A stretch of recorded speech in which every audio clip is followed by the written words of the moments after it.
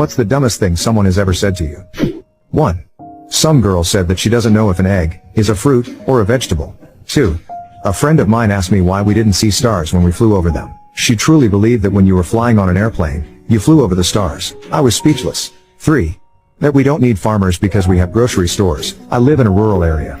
4. Last month a coworker asked if I'll run out of blood eventually because I donate every couple of months. He's 34 years old. 5.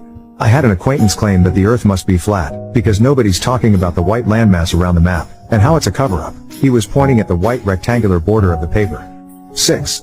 That the Golden Gate Bridge connects North America and Europe. 7. A girl straight up said, "Are you Asian? I thought you said you were Vietnamese." 8. A supervisor told me you can only get sick if you want to be sick. 9. Me, the IT person, walking